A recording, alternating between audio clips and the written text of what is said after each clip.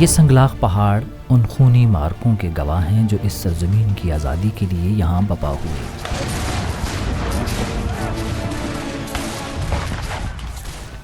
بیتے زمانوں کی کئی یادگاریں یہاں زبان حال سے ماضی کا قصہ سناتی نظر آتی ہیں۔ اس مٹی میں کیا کیا نہیں اگتا، یہاں کے لوگوں میں کیسا کیسا فن چھپا ہے۔ یہ مالاکن ڈویژن ہے۔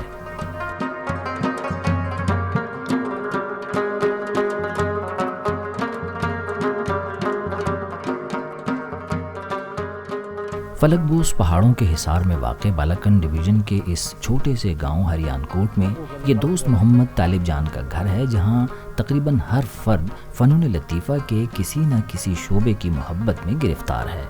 مثلاً گلزار خان کو موسیقی کا جنون کی حد تک شوق ہے۔ اس دور افتادہ گاؤں میں گلزار کو اپنے شوق کی آبیاری کے لیے والد کی حوصلہ افزائی میسر آئی تو اس کا فن نکھرتا چلا گیا۔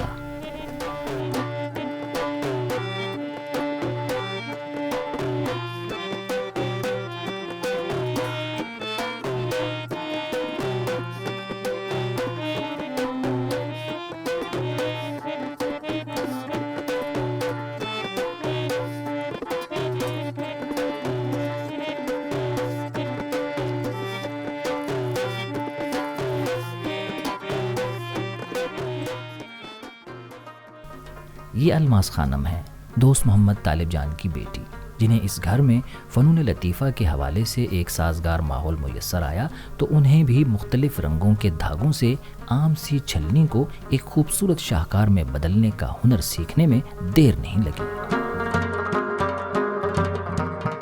مجھے سردار علی ٹکر صاحب کی آواز بہت زیادہ پسند تھی۔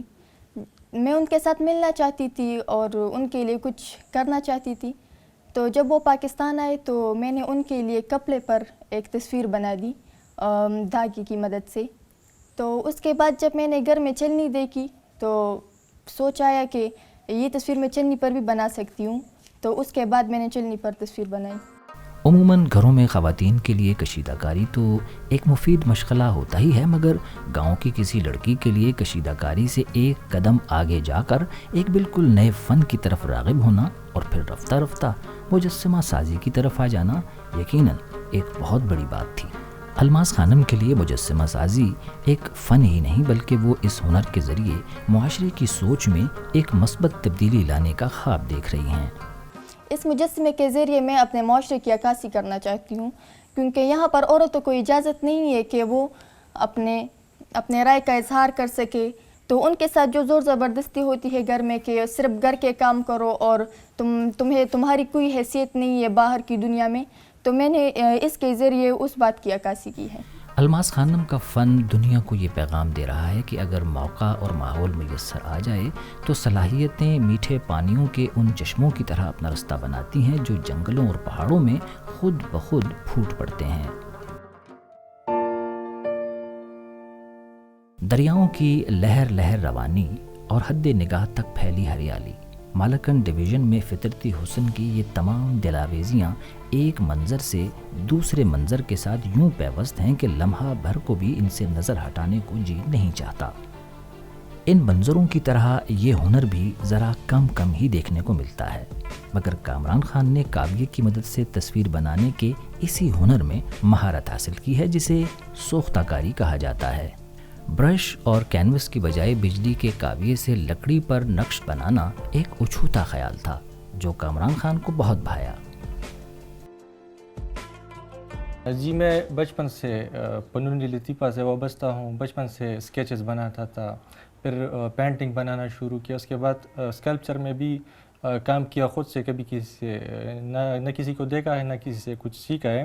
یہ کاویہ گھر میں پڑا تھا اور یہ جو فلائی بورڈ ہے یہ میرے ساتھ بھی گھر میں تھا۔ میں اس پہ پینٹنگز بناتا تھا، جو اسکیچز بناتا تھا کاغذ پہ چارٹ پہ، تو تب بھی میرے ذہن میں خیال آیا کیوں نہ میں اس کو تھوڑا سا چیک کروں کہ اس پہ کاویہ کی مدد سے تصویر بنتا ہے کہ نہیں۔ تو پہلے میں نے ایسا کیا کہ اس کے جو بیک سائڈ ہے اس پہ چھوٹی سی آنکھ بنا دی، تو تب مجھے اندازہ ہو گیا کہ اس پہ اب مزید کام ہو سکتا ہے۔ تو تب میں نے غنی خان بابا کی اسکیچ ڈالی اس پہ اور اس پہ یہ اسکیچ بنائی. کامران خان کا ذوق و شوق اور فنون لطیفہ کے لیے اس گھر میں موجود ایک سازگار ماحول کو دیکھتے ہوئے یہ کہا جا سکتا ہے کہ یہ تمام لوگ اس دھرتی کا ایک روشن کل ہیں جو آج کے ان لمحوں میں شعور و آگہی کی روشنی میں آگے بڑھ رہے ہیں. جی اب میں پڑھ رہا ہوں عبدالولی خان یونیورسٹی میں. ایک چھوٹا سا برانچ ہے پختونخوا کالج آف آرٹ, تو اس میں اب میرا دوسرا سیمسٹر چل رہا ہے اور میں باقاعدہ طور پر سیکھ رہا ہوں. لوئر دیر، سوات، بنیر اور باجوڑ کا گیٹ وے کہلانے والا مالاکنڈ ان درخشندہ روایات کا امین ہے جو آزادی کے لیے لڑی جانے والی داستانوں سے لبریز ہیں. مالاکنڈ کا یہ تاریخی درہ یہاں کے عوام اور انگریز فوج کے درمیان ہونے والے ان معرکوں کا گواہ ہے جن کا مقصد اپنی آزادی کا تحفظ تھا. اس خطے کی تاریخ بتاتی ہے کہ انگریزوں نے جب بھی یہاں اپنا تسلط قائم کرنے کی کوشش کی تو یہاں کے غیور عوام ان کے سامنے سیسا پلائی ہوئی دیوار بن گئے. مالاکنڈ ڈویژن میں عوام اور انگریز فوج کی جنگیں اب تاریخ کا حصہ ہیں. ان پہاڑوں پر موجود ایک انگریز سپاہی چرچل کے نام سے موسوم چرچل پیکٹ آج بھی ماضی کی طرف کھلنے والے ایک دریچے کے طور پر موجود ہے. مالاکنڈ ڈویژن کے فطرتی حسن کے کئی روپ ہیں. مثلا اس کے حسن بے مثال کا ایک چہرہ دیر ہے. مالاکنڈ کی وادی سوات کو تو اس کی رانائی نے اس خطے کا سوئٹزرلینڈ بنا دیا ہے. اس کی زرخیز مٹی گندم، مکئی اور کئی دیگر فصلوں اور سبزیوں کی کاشت کے لیے بہت مناسب ہے. السلام علیکم ویور، میں ہوں آپ کا میزبان محمد وسیم طارق، پروگرام مٹی رنگ اور خوشبو کے ایک انتہائی انٹرسٹنگ ایپیسوڈ کے ساتھ، جس میں ہم بتائیں گے آپ کو خیبر پختونخوا کے مالاکنڈ ڈویژن کے بارے میں، جس میں قدرتی حسن بھی ہے اور ثقافت کے رنگ بھی.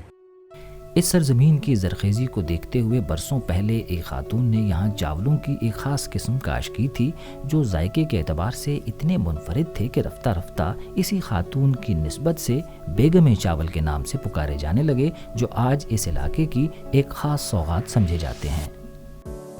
مختلف فصلوں اور سبزیوں کی کاشت کے ساتھ ساتھ یہ سرزمین ان پھلوں کے لیے بھی شہرت رکھتی ہے جو صرف اسی خطے کی پہچان ہے. مالاکنڈ ڈویژن کی زرخیز مٹی مختلف پھلوں کی پیداوار کے لیے بھی بہت موزوں ہے، اس لیے یہاں جا بجا آڑو، سیب، خوبانی اور آلو بخارا کے باغات موجود ہیں. پھلوں کے حد نگاہ تک پھیلے باغات کی اس سرزمین کی ایک تحصیل تھانہ کا ایک چھوٹا سا بازار ہے جس کے ایک کنارے پر موجود یہ سیڑھیاں آپ کو زینہ بزینہ فیاض خان کے فنکدے تک لے جاتی ہیں جو گزشتہ کئی برسوں سے اس خطے کی تاریخ اور رانائی کو کینوس پر منتقل کر رہے ہیں. ہمارا جو علاقہ ہے وہ تو ہسٹوریکل ہے، گندھار آرٹ اس کو کہا جاتا ہے. زمانے قدیم سے یہاں بڑے بڑے نام گزرے ہیں، بڑے بڑے آرٹسٹ پلے بڑے ہوئے ہیں. انہوں نے تو بڑے بڑے برج بنائے، بڑے بڑے اسٹوپے بنائے. میں نے کوشش کی کہ کینوس پر بناؤں اور رنگ کینوس آرٹ کے جو مٹیریل ہے اس پر بناؤں، دیواروں پہ بناؤں. برش اور رنگوں کو اپنے احساسات کے اظہار کا ذریعہ بنانے والا یہ مصور ابھی شہرت کی سیڑھیاں تو نہیں چڑھا، مگر اس کے خیالات اس بات کی عکاسی ضرور کرتے ہیں کہ ایک نہ ایک دن یہ اپنی منزل کو ضرور پائے گا.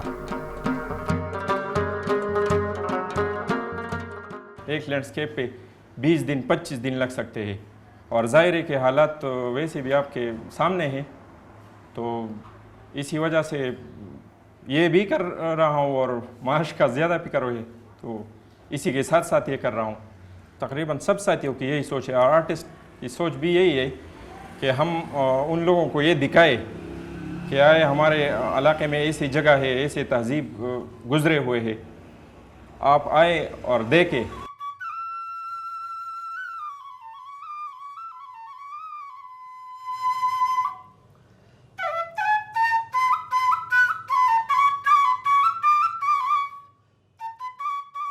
ترقی یافتہ شہروں سے دور ان فلک بوس پہاڑوں کے دامن میں بسنے والوں کے دلوں میں فنون لطیفہ کی محبت کس طرح دیوانگی کی حدوں کو چھو رہی ہے، اس کا اندازہ بریخنا کے اس چھوٹے سے بیڈ روم سے بھی ہوتا ہے جو کسی مصور کے اسٹوڈیو کا منظر پیش کر رہا ہے.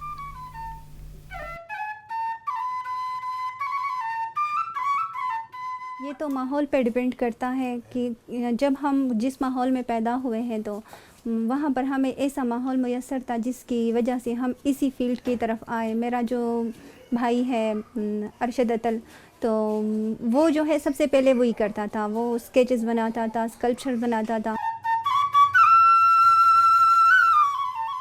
بریخنا یونیورسٹی میں اعلیٰ تعلیم حاصل کر رہی ہیں, مگر لگتا ہے کہ ان کا اوڑھنا بچھونا تو بس مصوری ہی ہے. مگر یہ سب ہوا کیسے؟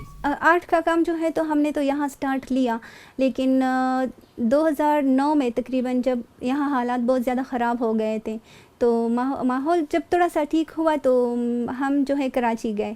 وہاں پر جب ہم گئے تو وہاں پر پھر میرے بھائی ننگیال نے جو ہے تو میرے لیے اسکیچ بک اور کلرز اور یہ ساری چیزیں لائے کہ ابھی پینسل کا کام تو آپ نے بہت کیا ہے, ابھی کلرز میں ٹرائی کریں. تو وہاں پر پھر میں کھڑتی تھی, اور وہاں جو ہے تو شاعری کی طرف جو ہے تو میں چھوٹی چھوٹی چیزیں لکھی تھی, لیکن اتنی زیادہ اچھی نہیں تھی اور نہ میں نے کسی کو دکھائی تھی نہ سنائی تھی. پھر جو ہے تو ایک دن میں نے ننگیال کو ایک اپنا جو پہلا میں نے غزل لکھا تو میں نے اس کو دکھایا کہ یہ میں نے لکھا ہے, یہ سن لیں. اس نے وہ سنا تو اس نے مجھے بہت زیادہ اپریشیٹ کیا, وہ بہت زیادہ خوش ہوا کہ یہ تو آپ کا پہلا غزل ہے لیکن یہ بہت ہی زیادہ صحیح ہے اور بہت زیادہ اچھا ہے. اور پھر جو ہے تو اس وجہ سے میں بہت زیادہ مجھ میں کانفیڈنس پیدا ہوا, اور اس کے بعد میں نے تقریباً لکھائی جو ہے وہ شروع کی. میں غزل بھی لکھتی تھی, نظم بھی لکھتی تھی, زیادہ تر نظم لکھتی تھی. بریخنا اپنے بھائی ارشد اطل کے فن سے اس لیے متاثر ہوئیں کیونکہ وہ مجسمہ سازی اور فن مصوری کو امن و محبت اور شعور و آگہی کے فروغ کا اہم ذریعہ سمجھتا ہے. کسی ناقد کے بقول مجسمہ تو پہلے سے ہی پتھر میں موجود ہوتا ہے, فنکار تو صرف اضافی پتھر ہٹاتا ہے. مگر یہ اضافی پتھر ہٹانا بھی تو ایک مہارت طلب کام ہے جو ارشد اطل کو بہت اچھی طرح آتا ہے. ارشد اطل نے اپنے فن کے ذریعے یہ پیغام دینے کی کوشش کی ہے کہ معاشرے کی ترقی اور خوشحالی کے لیے اظہار رائے کی آزادی بہت ضروری ہے. امن کے بغیر معاشرہ نہ تو ترقی کر سکتا ہے نہ اس میں خوشحالی آ سکتی ہے. ارشد اطل نے اپنی تخلیقات کے ذریعے بس یہی کچھ سمجھانے کی کوشش کی ہے. اپنے بھائی کی تخلیقی صلاحیتوں سے متاثر ہو کر مصوری کی طرف راغب ہونے والی بریخنا بھی اپنی مصوری کے ذریعے معاشرے کی توجہ ان مسائل کی طرف دلانا چاہتی ہے جن کے بارے میں عموماً بات ذرا کم ہی کی جاتی ہے. میں زیادہ تر پینٹنگز عورتوں پہ کرتی ہوں کہ ہمیں جو ہے تو ہمارا بھی دل ہوتا ہے, ہم بھی انسان ہوتے ہیں, جس طرح مرد ہوتا ہے عورت بھی اسی طرح ہی ہوتی ہے.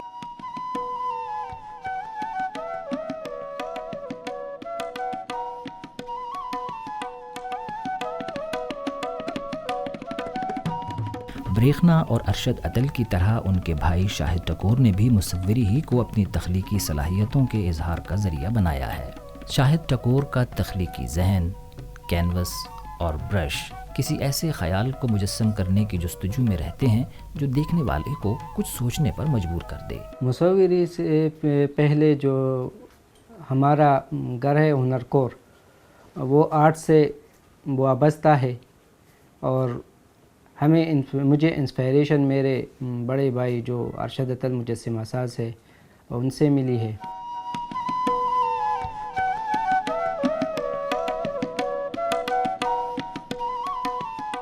یہ تمام فنکار اس خطے کی ایک ایسی نئی تاریخ رقم کر رہے ہیں جو دنیا کو یہ یاد دلاتی رہے گی کہ اس سرزمین کے باسیوں کا طرز زندگی امن و محبت سے عبارت تھا, اور اپنی ثقافت اور تاریخ سے ان کا ایک روحانی تعلق ہمیشہ قائم رہا. چکدرہ کے پل سے تقریباً 45 کلومیٹر اور سیدو شریف سے اندازاً 20 کلومیٹر کے فاصلے پر موجود بری کوٹ میں واقع بازیرہ کے یہ آثار اس علاقے میں سکندر اعظم کی آمد کی یاد دلاتے ہیں.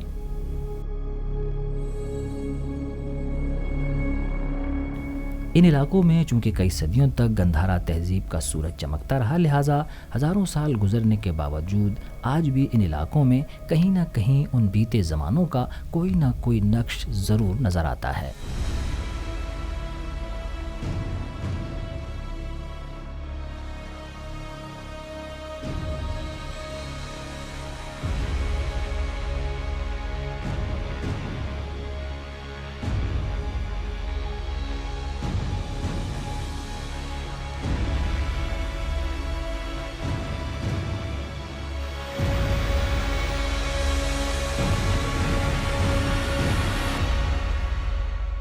लोयर दीर के दाखिली रास्ते पर वाक़ अंडान ढेरी का शुमार गंधारा तहज़ीब के अहम आसार कदीमा में होता है, जिसकी तारीख़ तकरीबन 3500 साल पुरानी है।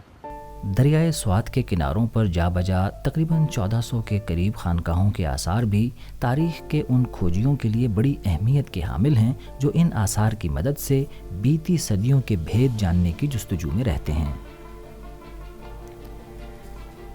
तारीख़ की यही राहदारियाँ मरग़ज़ार में वाक़े उस सफ़ेद महल तक भी जाती हैं जो फ़न तामीर का शाहकार है।